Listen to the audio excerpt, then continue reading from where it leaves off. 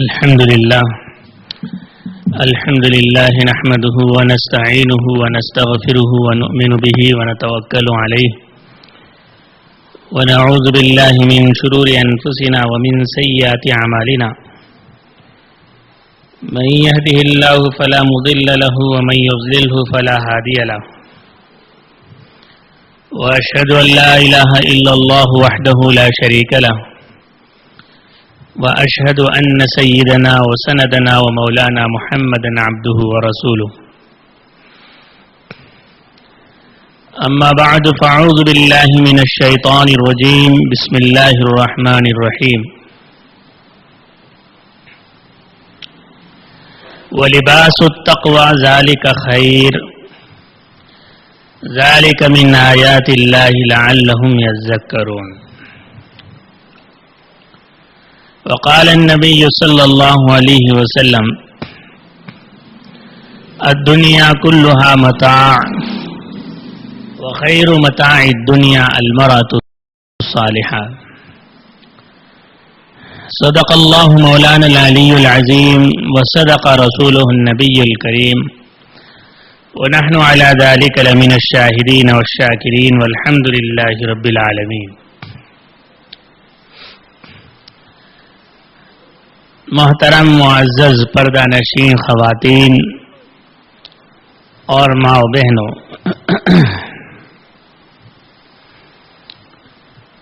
اللہ جل جلالہ عم نوالہ نے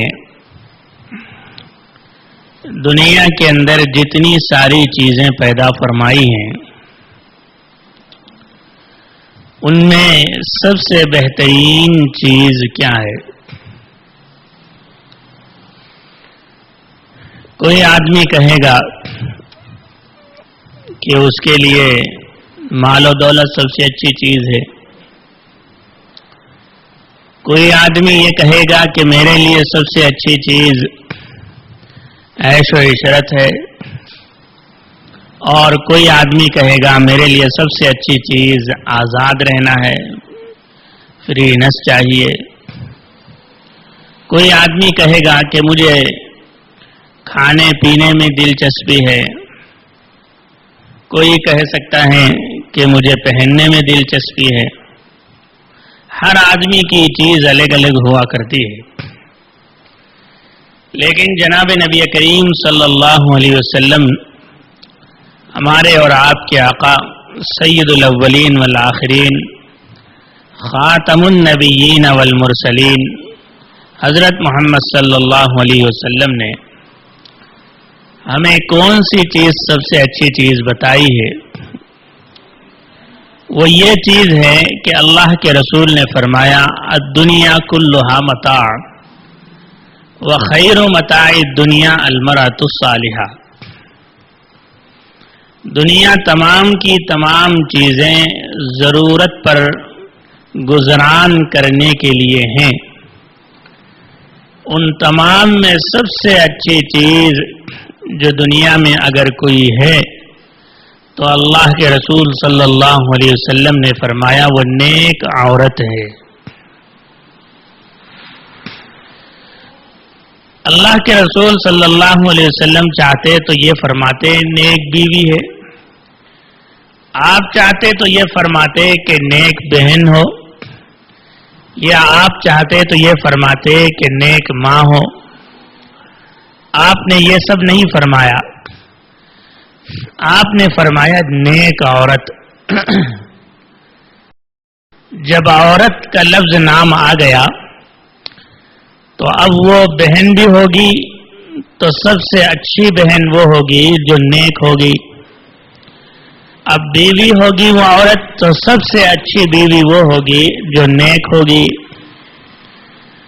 اور اگر وہ ماں ہے تو ماں بھی سب سے اچھی وہ ہوگی جو نیک ماں ہوگی.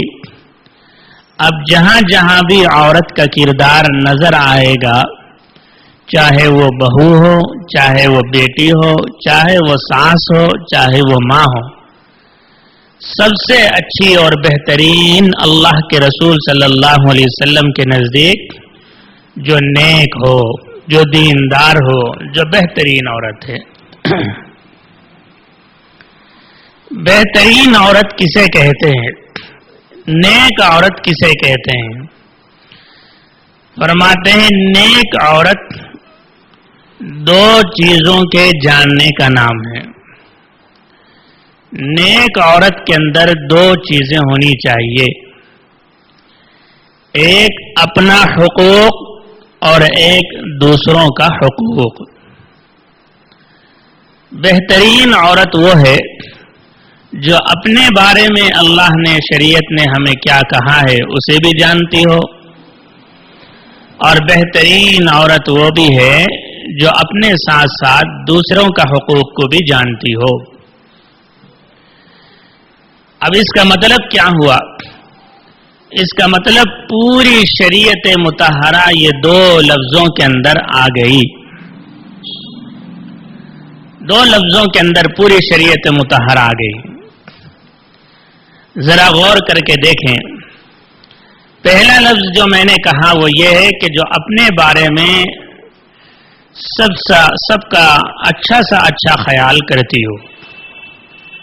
مطلب نیک دیندار عورت وہ ہے اپنے آپ کے متعلق دین کا کیا تقاضا ہے اسے جانتی ہو۔ سب سے اول تقاضا ہمارا یہ ہے کہ ہم اللہ اس کے رسول کو پہچانیں۔ دوسرا تقاضا یہ ہے کہ ہم نماز سیکھیں، اور تیسرا تقاضا یہ ہے کہ جیسی جیسی عمر بڑھے گی ہمارے اندر پردہ آتا جائے۔ چوتھا تقاضا یہ ہے کہ ہمارے اندر اللہ کا خوف، اللہ کا ڈر پیدا ہو، دین کے تمام اعمال ہمارے اندر پائے جائیں۔ یہ ہمارے حقوق ہیں۔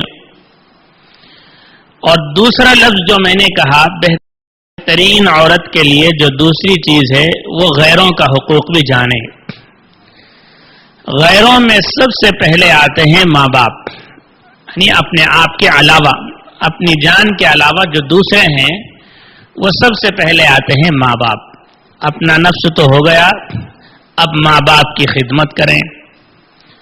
پھر اس کے بعد جب اس بچی کا نکاح ہو جائے، شادی ہو جائے، تو اس کے لیے سب سے بڑی چیز ہوتی ہے اس کے شوہر کو خوش کرنا اور اس کے شوہر کو راضی رکھنا۔ اور اس کے بعد اس کے لیے بچوں کا حقوق آتے ہیں کہ اپنے بچوں کا خیال کریں، اور پھر اس کے بعد اس کے لیے سب سے بڑی چیز یہ ہے کہ بچوں کی دینی تعلیم اور تربیت کا خیال کرنا۔ اور اگر اس سے بھی آگے اگر دیکھا جائے تو ایک نیک عورت کے لیے اس کا بڑا حق غیروں پر یہ ہے کہ وہ پڑوسیوں کے ساتھ بھی بہترین سلوک کرنے والی ہو۔ اب دیکھو کتنی زیادہ چیزیں شریعت کی، یہ تمام چیزیں اس کے اندر آ گئی ہیں۔ شریعت مطہرہ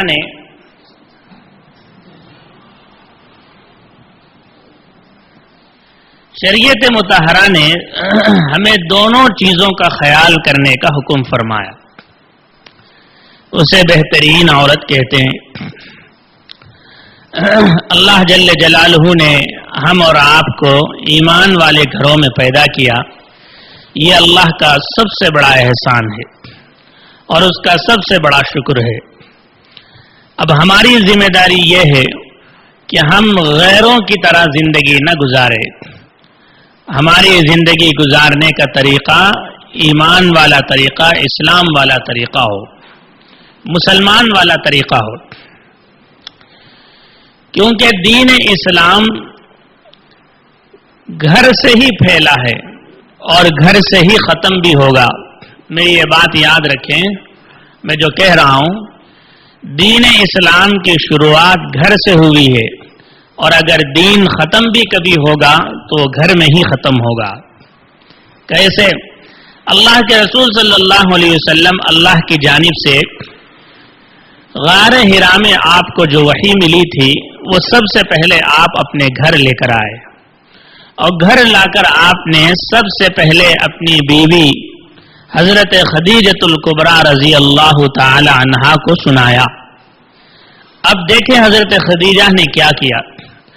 حضرت خدیجہ نے دو کام کیے. سب سے پہلا کام تو یہ کیا کہ اللہ کے رسول صلی اللہ علیہ وسلم کو نبوت کی بڑی ذمہ داری دی گئی تھی. بڑا کام تھا نبوت کا اور بہت بڑا کام پوری دنیا کو دین پہنچانا.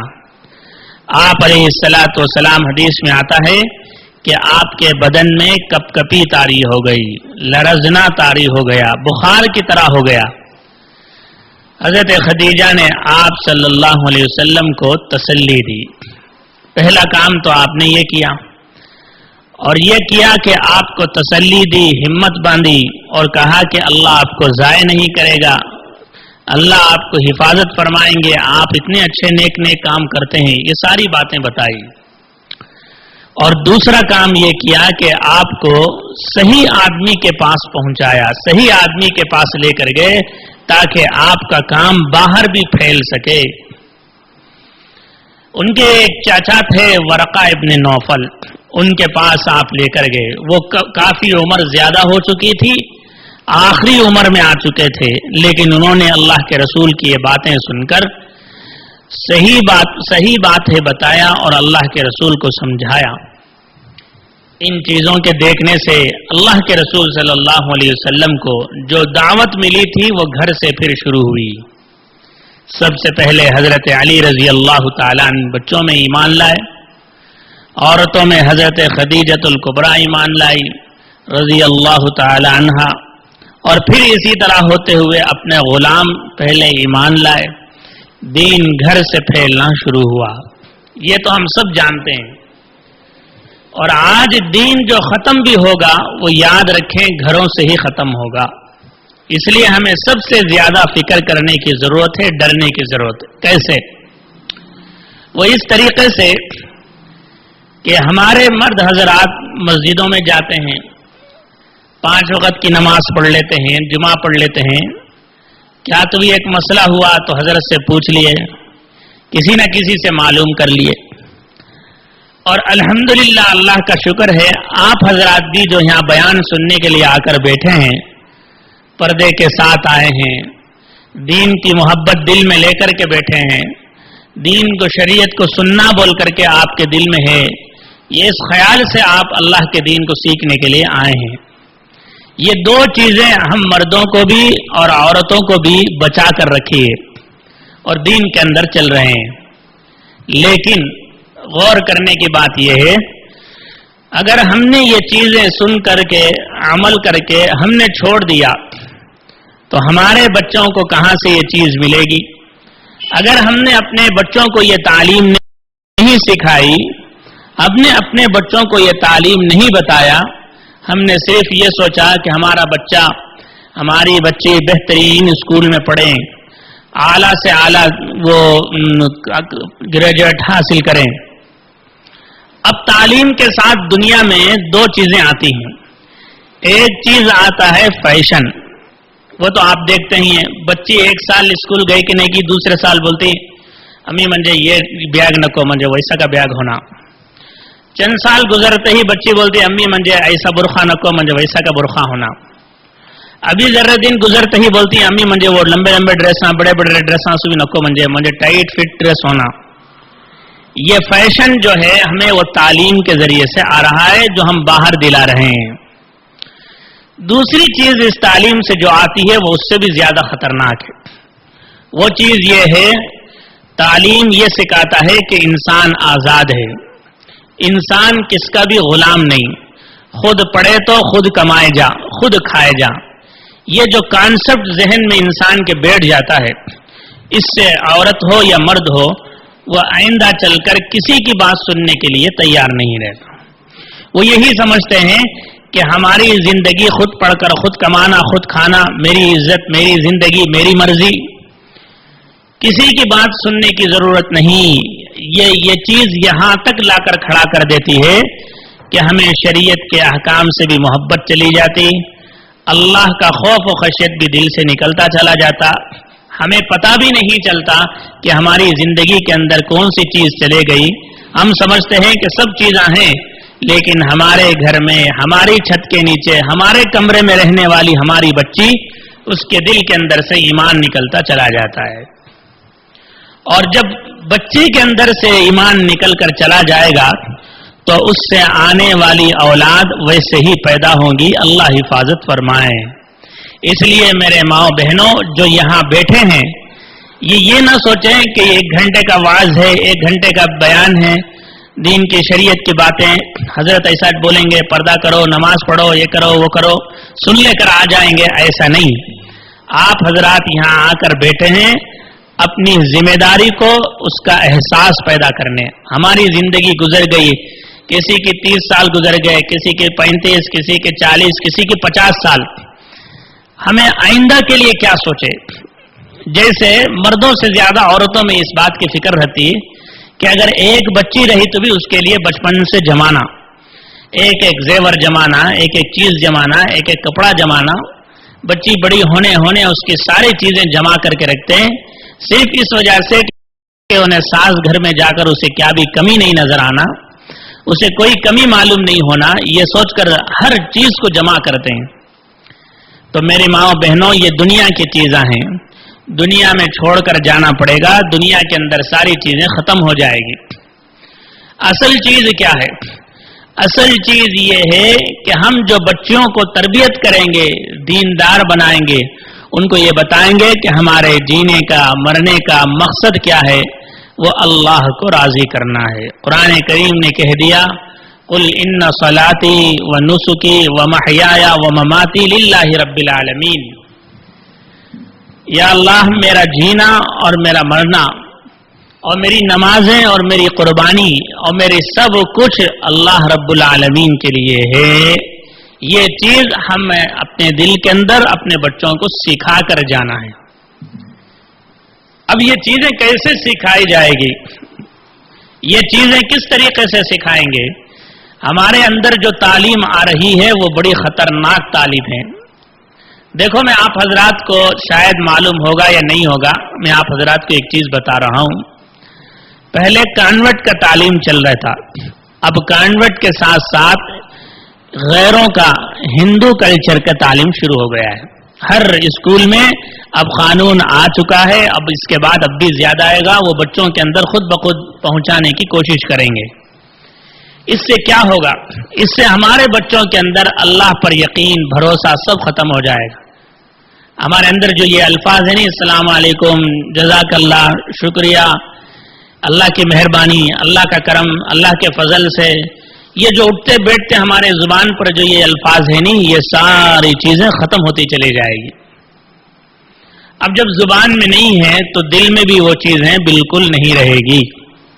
یہ آج کل تعلیم کی کوشش ہو رہی ہے.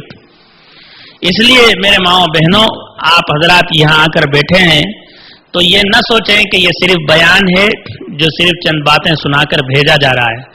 لیکن سب سے بڑی چیز یہ ہے کہ یہاں آپ کو اپنی ذمہ داری کا احساس دلایا جا رہا ہے. ہماری ذمہ داری سب سے بڑی ذمہ داری ہے. دیکھیے اللہ نے عورت کے ہاتھ میں سب سے زیادہ قوت اور طاقت اللہ نے عورت کے اندر رکھی ہے. وہ کیسے؟ وہ اس طریقے سے کہ اللہ نے پورے گھرانے کا جو اسٹیئرنگ ہے وہ اللہ نے عورت کے ہاتھ میں دے رکھا ہے. اگر عورت کسی بھی چیز کا ارادہ کر لے تو وہ عورت ضرور اس چیز کو پورا کروا لیتی ہے. اسے کہتے ہیں منانے کی، کسی بھی بات کو پورا کرانے کی اللہ نے صلاحیت عورت کے اندر دے رکھی. مرد چاہے جتنا بھی زیادہ سخت ہو، اگر عورت کسی بات کو پورا کرانا چاہے تو شوہر کو آرام سے پوری طرح سے تیاری کرا سکتی. اور اسی طریقے سے گھر کا پورا نظام اگر عورت صحیح کرنا چاہیں تو اس کے لیے چٹکیوں میں، منٹوں میں کر سکتی ہے. اس کے لیے کوئی مشکل نہیں ہے. مثال کے طور پر میں 2-3 چیزیں بیان کرتا ہوں، 2-3 چیزیں بتاتا ہوں. اب ہم گھر میں گئے، مثال کے طور پر آپ حضرات گھر میں گئی اور گھر میں جانے کے بعد آپ نے اپنے شوہر سے یہ کہا اذان ہو گئی، نماز کے لیے جاؤ. شوہر میاں کیا کریں گے؟ 2 چیزیں ان کے پاس، یا تو اٹھ کر خاموش نماز کو چلے جانا، یا تو گھر میں بیٹھے رہے تو گھر والوں کا سننا. انہوں بولیں گے یا اللہ آج تک تو پتہ نہیں کیسے کام کے واسطے ہم نہ بھیج رہی تھی، آج کام نماز کے لیے بھیج رہی ہیں، کتنی بڑی اچھی چیز ہے. खुशी खुशी से जाकर नमाज अदा करेंगे, जितनी नमाज वो अदा करेंगे उसका पूरा सवाब आपको भी मिलेगा। चाहे आपकी नमाज हो या ना हो, फिर भी आपको नमाज का सवाब मिलता रहेगा।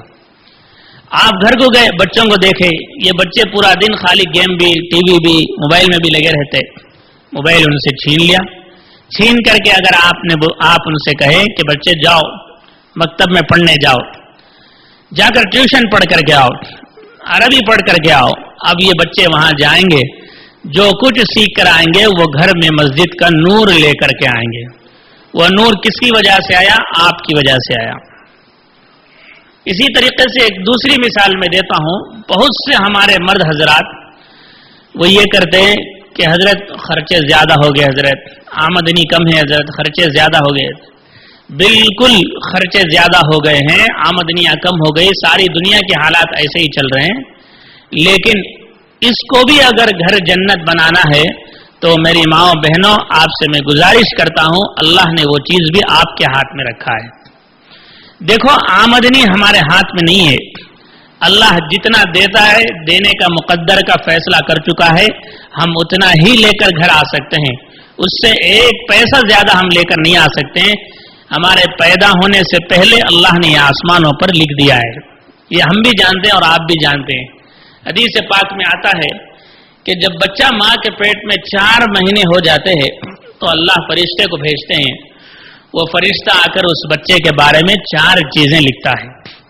उनमें से एक चीज ये है कि इसे कितना माल और दौलत अल्लाह दुनिया में अता करेंगे और कितनी चीजें इसको मिलेगी दुनिया में। हमारे पैदा होने से पहले माँ के पेट में अल्लाह ने वो सारी चीजें लिख दिया है। अब बस ये है कि हमें कोशिश करना, हमारी कोशिश से वो सारी चीजें नहीं, अल्लाह ने मुकद्दर फरमा दिया है। लेकिन याद रखें, खर्च करना वो हमारी जिम्मेदारी है, वो अल्लाह ने हमारे हाथ में रखा है। इसी वजह से क़यामत के दिन सिर्फ कमाने के बारे में सवाल नहीं होगा, खर्च करने के बारे में भी सवाल होगा। अल्लाह ये पूछेंगे कि माल कमाया कहां से, ये भी पूछेंगे। अल्लाह ये भी पूछेंगे कि तुमने खर्च कहां से किया। तो बात यह है कि मेरे माओ बहनों, अगर औरत ये चाहे कि मेरे शोहर का जेब तंग होता जा रहा है, उनकी आमदनी कम हो गई है और उनके कारोबार में कुछ परेशानी है, तो समझदार, दीनदार, नेक, होशियार औरत की अलामत और निशानी यह है कि वो अपने खर्चे भी कम कर ले, अपनी तकाजे भी कम कर ले, शोहर पर जरूरत पर ज्यादा बोझ न पड़ने दे। नेक औरतें ऐसे ही करती हैं। दीनदार औरतें, उनका तरीका यही होता है। समझदार औरत का तरीका यही होता है कि वो देखती है कि शोहर परेशान है तो वो अपने खर्चे और फरमाइशें भी नहीं करती, आराम से कह देती हैं कि कपड़े तो अभी लिए बाद में ले लेंगे, चीजें तो हैं जरूरत नहीं बाद में ले लेंगे। तो फिर अल्लाह उस घराने से इतना खुश होते हैं, रहमत और बरकतों की बारिश अल्लाह उस घर में अता करते हैं।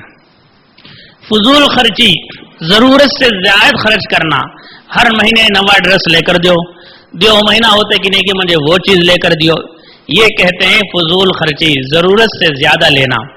कुरान करीम ने कहा, इन्नल मुबज्जिरीन कानू इख्वान शयातीन, जरूरत से ज्यादा फजूल खर्ची करने वाले वो शैतान के भाई बहन हैं, शैतान के वो गुलाम हैं। शैतान यही चाहता है कि हलाल पैसे न रुकें, किसी तरीके से जाय हो जाएं, खत्म हो जाएं। वो फजूल खर्चियों में लगाता है, वो सारी चीजों में लगाता है। बहरहाल बात आगे बढ़ रही है। मैं अर्ज ये कर रहा था कि अगर औरत ये चाहे कि घर का निजाम, घर का हालत, घर की परेशानी को सुधारें, सीधा करें, तो उसके लिए बहुत आसान है। वो आसानी कैसे कि अगर वो खर्चों को सही कर ले, रस्म और रिवाज में पैसों को खर्च करने से बचा ले, इधर उधर की दावतों में पैसे उड़ाने से बचा ले, तो फिर इंसान, मर्द का जेब भी काफी उसमें बरकत हो जाती है। अल्लाह घर की परेशानियां भी दूर कर देता है। हमारे एक उस्ताद हमेशा एक बात कहा करते थे, वो बात हर इंसान की जिंदगी में आने वाली है, आती रहती है, लेकिन उसका एहसास बाद में होता है। वो क्या बात है? हजरत बोलते हैं कि जो आदमी जरूरत नहीं सो खर्चे करता है, जहां जरूरत नहीं सो खर्चे करता है, उस आदमी की सबसे बड़ी परेशानी ये होती कि जहां जरूरत पर खर्च करना होता है वहां वो आदमी के पास पैसे नहीं होते हैं। ये इंसान की आदत है। جب جیسے ہی پیسے آتے ہیں تو آدمی خرچ کرنے میں خوب پیسے لگانا شروع کر دیتا ہے. نہیں تو ایک کپڑے سے کام چل سکتا تھا, دکان گئے 2 کپڑے لے کر آ گئے. ایک چپل سے کام چلتا تھا, دکان گئے 4 چپل لے کر آ گئے. شہر میں کہاں معلوم ہوا آفر ڈال کر ہے, فوراً پہنچ گئے ہمارے مستورات. معاف کریں, آپ برا نہ سمجھیں. دیکھیے, ضرورت پر خرچ کرنا خریدنا الگ چیز ہے. بغیر ضرورت کے کون کی دکان والاؤں نے اپنی کمائی کے واسطے آفر ڈالا, انہوں چلے گئے لینے کے واسطے. وہاں ایک لینے کے بجائے 2-3 لے لیے, بچوں کو لے لیے, سو بول کر پڑوس کے واسطے بھی لے لیے. وہ لیے نہیں سو بس اچھا میں 1-4-5 اور لے لیتی ہوں, بستی میں جا کر بیچ ڈلتی ہوں, وہاں جا کر بیچ ڈلتی ہوں. یہ خیال, اتنی چیزیں اگر خریدیں گے تو پھر شوہر کے کمائی میں برکت کہاں سے ہوگی؟ تو میری ماں بہنوں, گھر میں برکت لانے کا طریقہ شوہر کے ہاتھ میں نہیں ہے. گھر میں برکت پیدا کرنے کا طریقہ وہ آپ کے ہاتھوں میں ہے. اللہ نے وہ ساری برکتیں آپ کے ہاتھ میں رکھی ہیں. اگر آپ چاہتے ہیں کہ میرے گھر میں برکت ہو, خوشحالی ہو, میرے بچے اچھا کھیلتے اور کھلتے اور پلتے رہیں, تو آپ ضرورت پر خرچ کریں, بلا ضرورت خرچ کرنے کی یہ نہ کریں.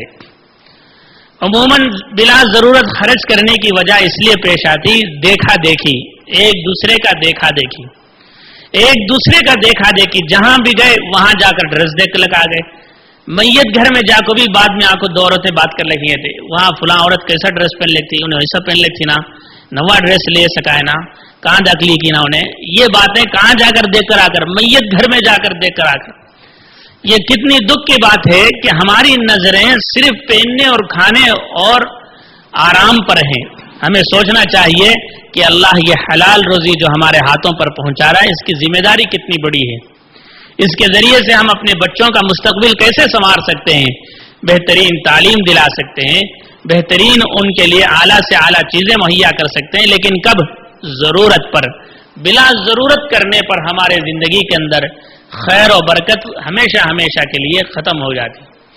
اللہ تبارک و تعالیٰ 2 چیزوں کو پسند فرماتے ہیں اور 2 چیزوں کو بہت ناپسند کرتے. حدیث پاک میں آتا ہے, جناب نبی کریم صلی اللہ علیہ وسلم نے فرمایا, جو ناپسند کرتی ہیں وہ 2 چیزیں کیا ہیں؟ حضور علیہ السلام نے فرمایا, ایک یہ چیز کہ بغیر ضرورت کے سوال کرنا, خواہ مخواہ ادھر ادھر کی باتیں پوچھنا, کسی سے کسی کی کھود و کورید کرنا. اللہ معاف کرے, یہ مستورات کے اندر, بعض مستورات کے اندر, سب کے نہیں یہ عادت رہتی ہے کہ دوسروں کے گھروں میں جھانکنے کی, ان کا کیا ہوا, انہوں کیا کرے, ان کا کدھر ہوا, ان کا کیا ہوا, یہ ساری چیزیں معلومات کرنے کی فکر رہتی. حدیث میں آتا ہے اللہ ایسے بندے اور بندی کو سخت ناپسند کرتے ہیں. دوسری چیز یہ ہے کہ مال کو ضائع کرنا, اضاعت المال حدیث کے اندر آتا ہے, مال کو ضائع کرنا. مال کیسے ضائع ہوتا ہے؟ ضرورت نہیں سو چیزوں میں خرچ کرنے سے مال ویسے ہی ضائع ہوتا چلا جاتا ہے. تو میری ماں بہنوں, میں اصل 3 چیزیں آپ کی طرف بتا رہا تھا. وہ یہ ہے کہ اللہ نے گھر کا نظام کو صحیح کرنے کا اختیار عورت کے ہاتھ میں رکھا ہے. اگر عورت چاہے تو وہ شوہر کو بھی صحیح راستے پر لا سکتی ہے, اگر عورت چاہے تو وہ بال بچوں کو بھی صحیح راستے پر رکھ سکتی ہے, اگر عورت چاہے تو گھر کو بالکل خیر و برکت کی جگہ بھی بنا سکتی ہے. اس لیے ہماری ذمہ داری یہ ہے کہ ہم اپنے گھر کے اندر سے شروعات کریں. بہت سے لوگ کیا بولتے, بیان سن لے کر آ جاتے, گھر میں آئے تو ماحول ویسا چھے, سب بھی جنے کرے تو نہ ویسا ہمیں بھی کرنا, ہمیں اس کیا کرنا, انہوں کرتے ان کو کون نہیں بولتے نہیں, ہم نے کیا بولنا. سب کے ذہن میں یہ بات رہتی. دیکھو مثال اس کی میں ایک دیتا ہوں. پوری دنیا کے اندر اندھیرا ہے, یوں سمجھو پورے بستی کے اندر اندھیرا ہے. آپ کے ہاتھ میں بھی چراغ ہے, دوسرے بازو گھر والوں کے ہاتھ میں بھی چراغ ہے, ان کے ہاتھ میں بھی چراغ ہے. پہلے زمانے میں چراغ ہوتے تھا, موم بتی چراغ ہوتا تھا. اب آپ ہاتھ میں چراغ بھی موم بتی لے کو بیٹھے ہی, یہ سوچ رہی میں کئی کو جلاؤں, دوسرے گھر والی جلان دے, انہیں سوچ لے کہ میں کئی کو جلاؤں, انہیں بازو والی جلان دے. ایسا اگر پورے گھر والے سوچیں گے تو ہمیشہ اندھیرے میں رہنا پڑے گا, ہمیشہ آ کر اندھیرے میں رہنا پڑے گا, سب کو نقصان. لیکن اگر میں اکیلا ہمت کر کے, آپ اکیلا ہمت کر کے چراغ جلا دیے, چراغ جلانے کے ساتھ ہی آپ کیا کر سکتے ہیں, اس آپ کے چراغ سے پڑوس کو جلا سکتے ہیں. آپ کے چراغ سے دوسرے کے گھر کو بھی آگ جائے گی، ان کے گھر سے دوسرے کو بھی جائے گی، پورے محلے کے اندر روشنی ہو جائے گی۔ آپ کے ایک کی کوشش کی وجہ سے، آگے بڑھنے کی وجہ سے اللہ پورے محلے کے اندر روشنی پھیلا دیں گے۔ اب دیکھو گھر کے اندر بھی ایسا ہی ہوتا ہے۔ گھر کے اندر کیا ہوتا ہے؟ گھر میں ایک ہال کے اندر سب بیٹھے ہوئے ہیں، اچانک لائٹ چلے گئی، کرنٹ جاتے ہی ایک جنے کیا بولے، بھائی اٹھ کو جا کو موٹر ڈالو، بھائی اٹھ کو جا کو یو پی ایس کا بٹن ڈالو کر کو کونگی بولے۔ اب سب جنے یہ سوچ لگی انہیں اٹھ کو جان دے، انہیں اٹھ کر جان دے، انہیں اٹھ کر جان دے۔ اب سب یہ سوچ لگ بیٹھے رہے تو سب جنے اندھیرے میں ہی رہیں گے۔ کھانا کھانے والے کھانا کھانے سے رک جائیں گے، پانی پینے والے پانی پینے سے رک جائیں گے، نہیں پی سکتے۔ دوسرے آدمی کپڑا پہن رہے تھے، کپڑا تلاش کر رہے تھے، کپڑا بھی ملک نہیں اب ان کو اندھیرے میں۔ سب کا کام ویسا کا ویسا رک جائے گا۔ اگر ایک آدمی کوئی کوشش کر لیں اور آگے بڑھ کر لائٹ ڈال دیں تو ایک آدمی کی اس کوشش اور محنت سے پورے گھر والوں کا کام آسان ہو جائے گا۔ کپڑا پہننے والوں کو کپڑا مل جائے گا، کھانا کھانے والوں کو کھانا کھا سکتے، پانی دھونے والوں کو پانی مل جائے گا، سارے لوگوں کا کام آسان ہو جائے گا۔ اب بتاؤ سب کو ثواب کس کو ملا؟ صرف اس ایک عورت کو ملے گا جو آگے بڑھ کر سارے گھر کے اندر روشنی پھیلائی، سارے گھر کے اندر اللہ کے رسول کا نور لے آئی۔ تو میری ماں بہنوں، آپ حضرات کی مثال بھی ایسی ہیں۔ ایک ایک گھر سے ایک ایک مستورات آئے ہوں گے، کسی گھر سے دو دو مستورات آ رہے ہیں۔ آپ سب کی ذمہ داری یہ ہے، یہ دل کے اندر ارادہ کریں میں گھر جا کر کے گھر میں آ کر چراغ روشن کروں گی، یعنی دین کا چراغ روشن کروں گی۔ شوہر کو نماز کے لیے بھیجنا، بچوں کو دین کی تعلیم دینا اور خود نماز پڑھنے کے لیے مصلی بچھانا۔ ہمارے اندر اگر یہ چیزیں آ گئی تو انشاءاللہ ایک ایک گھر سے چراغ پھیلتا جائے گا، پھیلتا جائے گا، ایک دوسرے کو دیکھ کر کے الحمدللہ پورے گاؤں میں، پورے بستی کے اندر الحمدللہ دینداری آ جائے گی۔ مجھے ذرا بتاؤ، آج سے 50 سال پہلے آمبور کا حال کیا تھا؟ جو حضرات دیکھیں وہ جانتے ہیں۔ اچھا جو 50 سال بھی نہیں تو سمجھو 100 سال پہلے کیا تھا، اس سے بھی پیچھے چلے جاؤ۔ آپ سوچ کر دیکھو اللہ کے رسول صلی اللہ علیہ وسلم جب دنیا میں آئے تب دنیا کا حال کیا تھا؟ دنیا ایسی ظلم کی جگہ، ایسا اندھیرا، کفر، ایسا ظلم تھا کہ لوگ کسی کو کسی کی عزت نہیں کرتے تھے۔ یہ حالت تھی کہ اللہ کے رسول کے زمانے میں بچیوں کو زندہ دفن کرنے کی عادت تھی، ایک دوسرے کا حق نہیں دیتے تھے، بھائی بہن کا حق ہڑپ کر لیتا تھا، شوہر بیوی کو کوئی کھانے پینے کی چیز تک نہیں دیتا تھا، ویسا رکھنے والی ایسے ظلم تھی دنیا کے اندر۔ لیکن اللہ کے رسول صلی اللہ علیہ وسلم، اللہ نے اکیلا آپ کو بھیجا، آپ نے اس چراغ کو روشن کیا، اس نور کو روشن فرمایا، تو اس نور کی روشنی ایک گھر سے دوسرے گھر، دوسرے گھر سے تیسرے گھر، چلتے چلتے چلتے آج ہزاروں میل دور ہمارے گھروں تک پہنچ گئی، جس کی وجہ سے آج ہمارے گھروں کے اندر دینداری ہے، نماز ہے، قرآن ہے، پردہ ہے، اللہ کی باتیں ہی، اللہ کی یادیں ہی۔ یہ سب چیزیں کہاں سے آئی؟ ایک چراغ کے روشن کرنے سے پوری دنیا کے اندر روشنی پھیل گئی۔ میری ماں بہنوں، اس لیے یہ سوچ کر بولنا کہ کہاں ہمیں اکیلا کرے تو کہاں ہوتا، یہ ہرگز غلط بات ہے۔ آپ اکیلا کرتے رہیے، انشاءاللہ اللہ آپ کے ساتھ دوسروں کو بھی کھڑا کرے گا۔ دیکھو انسان کے اندر ایک مزاج ہے، وہ کیا ہے؟ کسی بھی اچھی چیز کو دیکھے تو اسے حاصل کرنے کی کوشش کرتا۔ اب دیکھو کوئی ایک عورت اچھا سے اچھا، عمدہ سے عمدہ کپڑا لے کر پہنی ہے تو ہماری ایک دوسری بہن کو خیال آتا ہے میں بھی ایسا کا کپڑا لینا۔ ایک عورت کے گھر میں جا کر ایک عورت دیکھ لیتی ہے کہ ان کے گھر میں فرنیچر بہت اچھا ہے، عالی شان کمرہ ہے، عالی شان یہ ہے، تو وہ گھر میں آ کر کے میاں کو، شوہر کو یہ بولتی کہ ہمیں بھی ویسی چیزیں لے لینا، کم میں ملتا کہتے اچھا ہے، کہتے خوبصورت ہے۔ تو یہ انسان کی ایک فطرت ہوتی کہ ہر اچھی چیز کو، ہر خوبصورت چیز کو حاصل کرنے کی کوشش کرتی۔ اسی طریقے سے دنیا کے اندر سب سے بہترین لباس، قرآن کریم نے کہا لباس التقوی ذالک خیر، تقوی والا لباس، اللہ کی شریعت والا لباس اور اللہ کے طریقے والا لباس، یہ سب سے بہترین چیز ہے۔ اگر دینداری ہمارے اندر آ گئی تو پھر دیکھو انشاءاللہ ایک نہ ایک دن آپ تمام کے جتنے بھی پڑوس میں رہنے والے ہیں، رشتہ دار ہیں، وہ لوگ بھی یہ کہیں گے فلاں کی بچی کی طرح ہماری بچی کو بھی بنانا، فلاں کی عورت کی طرح ہماری عورت کو بھی بنانا، فلاں کے گھر والے عورتوں کی طرح ہماری گھر والی عورتوں کو بھی بنانا، یہ تمام دنیا والے خواہش کریں گے، ہر مسلمان عورت کے دل کے اندر یہ تمنا رہے گی۔ اب کتنی اچھی چیز ہے، دیکھو اگر ہمارے ذریعے سے دین پھیلے گا تو اللہ تبارک و تعالی ان سب کا ثواب بھی ہمیں عطا فرمائے۔ تو میری ماں و بہنوں، میں بیان کرنے کے لیے نہیں بیٹھا ہوں، میں ہمیں اپنا ذمہ داری کا احساس یاد دلانے کے لیے میں بیٹھا ہوں۔ وہ یہی احساس ہے کہ ہماری ذمہ داری ہرگز یہ نہیں کہ ہمیں شادی تو شادی تیاری کرتے رہیں، بچوں کی شادی کی تیاری، بچیوں کی شادی کی تیاری، عید برات کی تیاری، گھر کی تیاری، گھر بنانے کی یہ نہیں ہماری ذمہ داری۔ ہم اس لیے پیدا نہیں ہوئے، دنیا کی تمام چیزیں ضرورت زندگی ہے، مقصد زندگی نہیں۔ مقصد زندگی اس کے علاوہ ہے۔ مقصد زندگی یہ ہے کہ میں، میرا شوہر، میرے بچے اور میرا خاندان کے اندر اللہ کا دین آ جائیں، ان کے اندر دینداری پیدا ہو جائیں۔ یہ احساس میری ہر ماں اور ہر بہن جو یہاں بیٹھی ہوئی ہے وہ اپنے اندر پیدا کرے۔ سوچیں تھوڑی دیر بیٹھ کر کے، یہ چیزیں صرف بولنے اور سننے کی نہیں ہے، آپ دل سے سوچیں۔ اس کے لیے پہاڑ توڑنے کی ضرورت نہیں ہے، آپ کو بہت آسان ہے، آپ کے لیے بہت آسان ہے۔ میں نے اسی کا طریقہ بتایا، گھر گئے، آپ نماز کی اذان بھی، مصلی بچھا لیے، شروعات ہو گئی آپ کی، آپ نے چراغ روشن کر دیا گھر میں۔ آپ گھر گئے، شوہر سے بچوں سے کہا جاؤ نماز پڑھ کر گھر کو آنا، تو اس کے بعد کھانا کھانا۔ اذان کا وقت ہو رہا ہے، بچے موبائل میں لگے ہوئے ہیں، موبائل ان سے چھین لو اور بولو بچوں کو موبائل میں وقت گزارنے کا وقت نہیں ہے، سیدھا نماز کو جاؤ، نماز پڑھ کر وہاں کیا بولتے کیا پڑھاتے مجھے آ کر بولنا۔ کتنی چھوٹی چھوٹی چیزیں، آپ کو اس کے علاوہ کچھ بھی کرنے کی ضرورت نہیں۔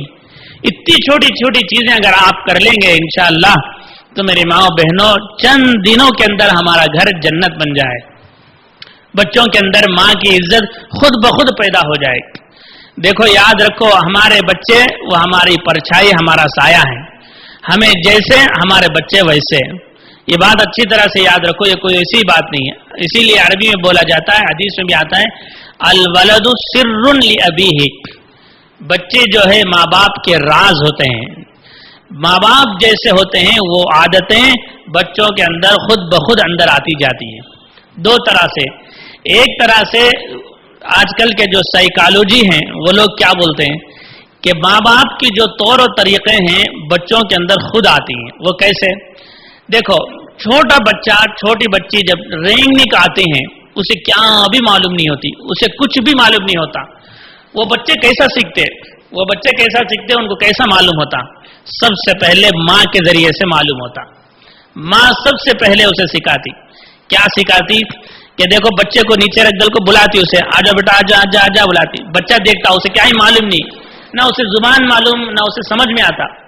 2-3 مرتبہ بلاتی ماں، بلائے بعد تیسری مرتبہ ماں اسے گود میں اٹھا لیتی۔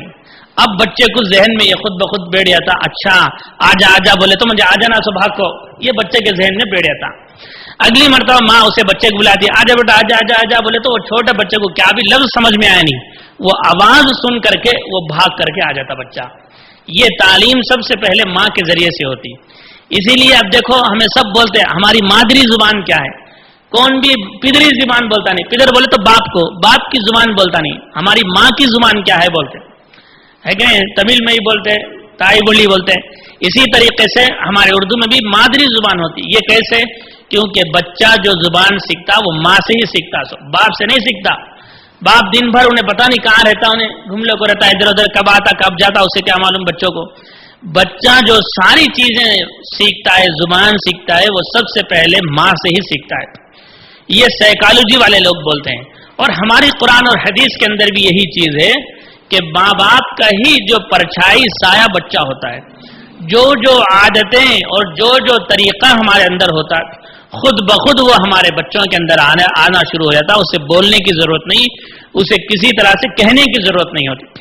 میں یہاں پر ایک بات آپ کو یاد دلانا چاہتا ہوں، وہ یہ ہے شریعت کا ایک حکم ہے کہ بچہ اور بچی جب 7 سال کے ہو جائیں تو ان کو ماں باپ کے ساتھ نہ سلائیں، ان کو بستر الگ کرے، اور یہ کہا گیا ان کو بستر الگ کرے، اور نماز کا حکم دیں، پاکی صفائی سکھائیں۔ یہ سب چیزیں کیوں ہیں؟ کیونکہ وہ ماں باپ کے ساتھ میں اٹھنے بیٹھنے کو دیکھ کر کے غلط نہ سمجھیں، غلط تصور ان کے ذہن میں نہ جائیں۔ اگر ایسی چیزوں کا شریعت نے ہمیں خیال کیا ہے تو ذرا سوچ کر دیکھو، ہم بچوں کے ہاتھ میں جو یہ بڑے بڑے موبائل دے دیتے ہیں، ان میں وہ بچے جو فحش طریقے سے گندی چیزیں دیکھتے ہیں، ان کے اندر کتنا زیادہ جاتا ہوگا، ان کے دل و دماغ میں وہ چیزیں کیسی بیٹھتی ہوگی، کیسی بے حیائی ان کے اندر آتی ہوگی، ذرا سوچ کر کے دیکھیں۔ ہماری شریعت کتنا خیال کرتا ہے بچپن سے، ماں باپ کو یہ کہا گیا کہ بچپن سے ان کو اللہ سکھائیں، دینداری سکھائیں، اور بڑے ہونے کے ساتھ ساتھ ان کو دینی تعلیم کا صحیح راستہ بتائیں، اخلاق سکھائیں۔ یہ ساری چیزیں تو شریعت مطہرہ ہمیں بتا رہی ہے، اور ہم کیا بتا رہے ہیں ان کو؟ یہ بتانے کے بجائے ہم ان کے ہاتھ میں موبائل دے رہے ہیں، ان کے ہاتھ میں ٹی وی دے رہے ہیں، ہم ان کو آزاد چھوڑ رہے ہیں۔ ہرگز نہیں۔ دنیا کے اندر بڑی بڑی نعمتوں میں سے ایک عظیم نعمت اللہ نے اولاد ہمیں دی ہے، اس کا خیال کرنا ہمارے ذمہ فرض ہے، فرض ہے۔ اللہ کے یہاں کل پوچھ ہوگی، اللہ یہ کہیں گے کہ میں تمہارے پاس ننھے منھے بچے دیا تھا، پیارے سے چاند جیسے اولاد دی تھی، ان کی آنکھیں بھی صحیح تھی، کان بھی صحیح تھے، دل بھی صحیح تھا، زبان بھی صحیح تھا، تم نے ان کے ذریعے سے کیا کہلوایا، کیا سکھایا اور کیا بتایا؟ یہ اللہ کے رسول صلی اللہ علیہ وسلم اور اللہ تبارک و تعالیٰ کل قیامت کے دن ہمیں اس کے متعلق پوچھیں گے۔ تو میری ماں و بہنوں، آج سب سے بڑی ذمہ داری آپ حضرات کی ہے۔ آپ ذمہ داری کو سمجھیں، میں بار بار یہ کہہ رہا ہوں۔ آپ یہ نہ سمجھو کہ باہر کے حالات صرف صحیح ہو گئے تو بس ہے بول کر، نہیں۔ باہر کے حالات صحیح ہونے کے لیے گھر کے اندر کے حالات صحیح ہونا ضروری ہے، اور گھر کے حالات گھر کی عورت ہی صحیح کر سکتی ہے، اس کے علاوہ کوئی اور صحیح نہیں کر سکتی۔ ہم دیکھتے ہیں بچپن کے اندر سے ہم کہ چھوٹے بچے نماز پڑھنے کے عادی کیسا بنتے ہیں۔ ماں مصلی بچھا کر کھڑی ہو جاتی، بچے بھی ان کے ساتھ کھڑے ہو جاتے، نہ وہ بچے کو رکوع معلوم، نہ سجدہ معلوم، نہ کچھ معلوم۔ ماں جیسا کرتی ویسے ہی بچے کرتے ہیں، ویسا ہی سیکھتے بچوں کے دل میں ایک بات بیٹھ جاتی کہ بھائی میں مسلمان ہوں، مجھے نماز پڑھنا ہے۔ ان کو معلوم نہیں نماز فرض ہے، نماز میں اتنی رکعتیں ہوتی، اتنے وقت نماز پڑھنا، یہ سب معلوم نہیں ان کو۔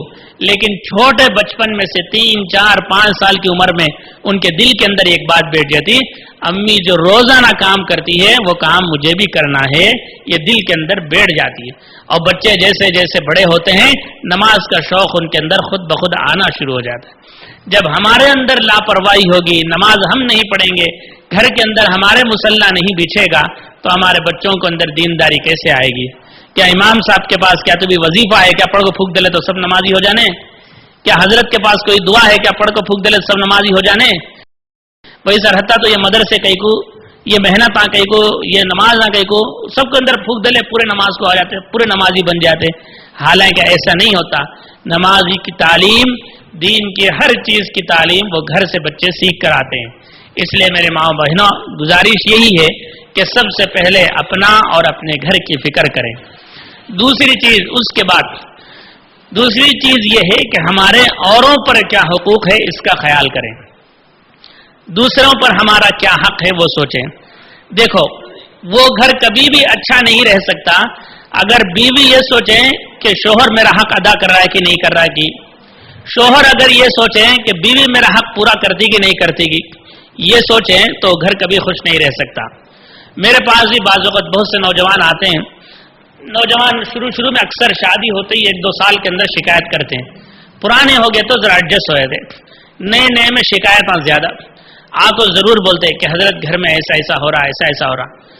تو بیوی کی شکایت کوئی اگر سنانے آتا تو میں اس سے یہی پوچھتا ہوں، شوہر کے کیا حقوق ہے تم نہ معلوم کیا؟ مجھے بتاؤ شوہر کے کیا کیا حقوق ہیں؟ تو انہوں ایک چیز بولتے وہ بولتے حضرت کمانا لا کو دینا، کمانا لا کو دینا، حضرت ہمارا ایک ہی کام۔ میں بولا کمانا لا کر دینا وہ تو ان کے ابا بھی پہلے سے کر لگتے، وہ تو ان کے بھائی بھی کر لگ تھا، تو انہوں سے رکھ لیتے ہیں، تمہارے پاس کیوں بھیجے؟ تمہارے پاس اس کے اور بھی زیادہ حقوق ہیں۔ اس کو خوش رکھنے کے جو طریقے کر رہے تھے ماں باپ، وہ طریقے تمہیں بھی اختیار کرنا۔ پھر میں اسے سناتا شوہر کے کیا کیا حقوق ہیں، سن دل کو انہیں بولتے ہو کیا حضرت اتنی چیزیں ہیں کیا حضرت؟ ہو، اس میں بولتا ہو بھائی اتنی چیزیں تمہیں پہلے کرو، پھر اس کے بعد اگر انہوں نہیں کرے تو پھر تمہیں بولو۔ کیونکہ دیکھو میرے ماں بہنوں، میں عرض جو کر رہا ہوں، اگر ہمیں برابر ہو گئے تو ہمیں دیکھ کر ہمارا سامنے والا ہی برابر ہو جاتا۔ میاں بیوی کو آئینہ کی مثال دیتے، میاں بیوی آئینہ، ہماری شکل آئینے میں وہی نظر آئیں گی جو ہماری شکل ہے۔ ہمیں اگر اچھی طرح سے بن سور کر عینک کے اندر کھڑیں گے تو خوبصورت حور پری نظر آئیں گے. اگر ہمیں بن سورے بغیر گندی حالت میں خراب صورت لے جا کو شیشے کے سامنے کھڑیں گے تو پوری طرح سے چڑیل نظر آئیں گے. یہ آئینہ ہماری اصلیت کو بتاتا ہے، کیا ابھی اس میں فرق نہیں کرتا. اسی لیے کہتے ہیں میاں بیوی کے درمیان بھی آئینہ ہوتا ہے. وہ یہ ہے کہ اگر بیوی پورے اخلاق کے ساتھ پورے شوہر کے حقوق کو یاد کرتے ہوئے، اس کے پورا خیال کرتے ہوئے، اللہ کا حق بھی ادا کرتے ہوئے، شوہر کا بھی حق ادا کرتے ہوئے اگر وہ زندگی گزارے گی، اسے شرم آئے گا. انہیں کتنا بھی ذرا سخت سے سخت مرد رہا تو بھی، کتنا بھی ذرا انہیں جاہل رہا تو بھی اسے شرم آئے گی. یا اللہ میری بیوی اتنی اچھی میرا خیال کرتی ہے، اتنا اچھا اس کا برتاؤ میرے ساتھ ہے، اتنی اچھی طرح سے میرے ساتھ پیش آتی ہے، میرے اٹھنے بیٹھنے کا خیال، میرے کپڑوں کا خیال، میرے کھانے پینے کا خیال، میرے پیسوں کا خیال، میرے بچوں کا خیال رکھتی ہے، یہ ساری چیزیں کرتی ہے، تو میں کیوں اس کے ساتھ نہیں اچھا کرنا. یہ سوچ کر اس کا دل گھر والی سے بھی لگے گا، گھر میں بھی لگے گا، اور گھر سے بھی وہ خوش رہے گا. پھر آپ کی شکل آپ کے شوہر کے چہرے میں نظر آئیں گی. جو اچھے اخلاق آپ کریں گے، آپ کا شوہر وہ اخلاق آپ کے ساتھ کرے گا. یہ چیز میں ہمیشہ مردوں کو سمجھاتا ہوں. سو آج میں آپ حضرات کو بولنے کا موقع ملا اس لیے بول رہا ہوں. آپ یہ نہیں سوچنا کہ حضرت میں ہم نہ بول رہے ہیں، شوہروں کو نہیں بولتے. کیا شوہروں کو ہمیشہ بولتے رہتے ہیں. آج آپ حضرات کو بولنے کا موقع ہوا. اللہ تعالیٰ سب کو جزائے خیر دیں کہ آپ حضرات اگر یہ چیزیں سن کر کے سیکھ کر کے خود کو سنوار لیں گے، خود کو اچھا بنا لیں گے، تو انشاءاللہ یہ پوری کی پوری اچھائیاں آپ اپنے شوہر کے اندر دیکھیں گے.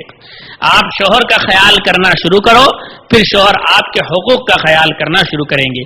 اسی طریقے سے دنیا کا سارا نظام ہے. آپ پڑوسیوں کا حقوق کا خیال کرو، پڑوسی آپ کے حقوق کا خیال کریں گے.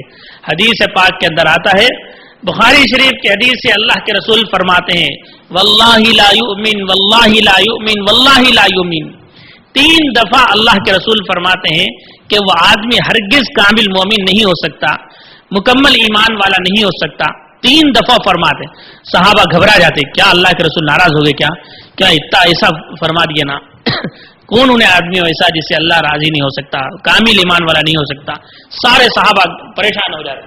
تو اللہ کے رسول فرماتے ہیں وہ آدمی کامل و مکمل ایمان والا نہیں ہو سکتا جس کے پڑوسی اس کی تکلیفوں سے پریشان ہو، جس کے پڑوسی جس سے خوش نہ ہو. اللہ تبارک تعالی اللہ کے رسول فرماتے ہیں انہیں کامل ایمان والا نہیں. سوچ کر دیکھو ہمیں کیا سمجھتے ہیں، ہمارا نماز ہمارا قرآن ہمیں اچھے رہے تو بس. نہیں، ہماری ذمہ داری یہ ہے کہ ہم دوسروں کے حقوق کا بھی خیال رکھیں. بالکل یہ بھی اسی طریقے سے ہے. ہم اگر پڑوسیوں کا خیال رکھیں گے، ان کے حقوق کا خیال رکھیں گے، تو پھر دوسرے بھی ہمارے حقوق کا خیال رکھیں گے، ہمارے ساتھ وہی اچھی برتاؤ کریں گے. ان سب چیزوں سے بڑھ کر اللہ کا معاملہ بھی یہی ہے. اللہ کا معاملہ بھی یہی ہے. اللہ کا معاملہ بھی یہی ہے کہ اگر ہم اللہ کے چیزوں میں اللہ سے ڈریں گے، نماز پڑھنے میں، قرآن پڑھنے میں، تقوی اختیار کرنے میں، پردہ اختیار کرنے میں، شوہر کی ہر چیز کو امانت سمجھیں گے اور خود کو شوہر کی امانت سمجھیں گے، اور کسی غیر مرد سے بات کرنے کو اللہ کا خوف اختیار کریں گے، تو یہی چیز اللہ تبارک تعالی ہمارے شوہروں کے ساتھ بھی کریں گے. انہیں بھی پاک دامن رکھیں گے، ان کی بھی حفاظت فرمائیں گے، ان کے بچوں کی بھی حفاظت فرمائیں گے، نسلوں کی حفاظت اللہ فرمائیں گے. اس لیے میری ماں و بہنوں، آج مجھے کوئی بات اور تقریر کرنا مقصد نہیں تھا. آج مجھے ہماری ذمہ داری، آپ کو اپنی ذمہ داری کا احساس یاد دلانا مقصد تھا. اللہ تبارک تعالی ہمیں دنیا کے اندر جب تک زندگی گزارنے کا موقع دیں، ہمیں اس احساس کے ساتھ زندگی گزارنے کا موقع دیں کہ ہم اللہ کے بندے ہیں، رسول اللہ صلی اللہ علیہ وسلم کے شریعت پر عمل کرنے کے لیے آئے ہیں. ہمارا کام غیروں کی طرح نہیں ہے صرف کھانے اور پینے اور زندگی گزارنے کا، بلکہ ہماری زندگی کا مقصد اس سے بھی بڑا ہے، اور وہ مقصد یہی ہے کہ اللہ تبارک تعالیٰ کو راضی کرنا، اور اللہ نے جو حکم ہم پر ادا کیے ہیں، اللہ نے عطا کیے ہیں، ان سارے حکموں پر چلنا ہے. اللہ تبارک و تعالیٰ سے دعا ہے کہ اللہ تبارک تعالیٰ ہم تمام کو سننے اور کہنے سے زیادہ عمل کرنے کی توفیق عطا فرمائے. جو کچھ باتیں میں نے عرض کی ہے، اللہ ہمیں بھی اور آپ حضرات کو بھی تمام حاضرین مجلس کو اس پر عمل کرنے کی توفیق عطا فرمائے۔ سب سے بڑی چیز یہ ہے کہ آج ایسے ماحول میں جہاں دین کی بات کانوں میں نہیں پڑتی، ایسے موقع پر ہماری انجمن انعام والے کوشش کرتے ہیں کہ ہر مہینے کہیں نہ کہیں مجلس رکھیں اور کسی نہ کسی حضرت کو بلا کر کے دین کی باتیں ذرا پہنچائیں۔ اسے آپ حضرات غنیمت سمجھیں، یہ اللہ کے بندے، اللہ کی جانب سے یہ اللہ آپ حضرات کے دین کو پہنچانے کا ایک ذریعہ رکھا ہے۔ ورنہ دیکھو، ذرا سوچ کر دیکھو، دن بھر ہمارا وقت یا تو موبائل میں یا ٹی وی میں گزرتا ہے، وہ سارا دن دنیا ہمیں دیکھتے ہیں، کتنی ظلمت، کتنی خرابیاں ہمارے اندر آتی ہوگی۔ ایسے موقع پر یہ حضرات کوشش کر کر دین کی مجلسیں قائم کرتے ہیں، اس لیے آپ حضرات سے گزارش ہے ان کے لیے دعائیں بھی کریں، اور سب سے بڑی ذمہ داری یہ ہے کہ جب بھی اعلان ہو، آپ حضرات کے گھر میں کوئی اعلان آئے تو آپ وہاں پہنچیں اور زیادہ سے زیادہ مستورات کو لا کر وہاں پہنچانے کی کوشش کریں۔ دیکھیے، دین کی باتیں سنتے رہیں گے تو دین کے اندر اس کا جذبہ اور احساس پیدا ہوگا، جس کی وجہ سے ہمارے گھروں کے اندر مسجد کا نور، مدرسے کا نور، علم جو ہے ہمارے گھروں تک پہنچے گا تو گھر انشاءاللہ دنیا میں بھی جنت بن جائیں گے۔ اللہ تبارک و تعالی کہنے سننے سے زیادہ ہم سب کو عمل کی توفیق عطا فرمائے۔ آمین۔ وآخر دعوانا الحمدللہ رب العالمین۔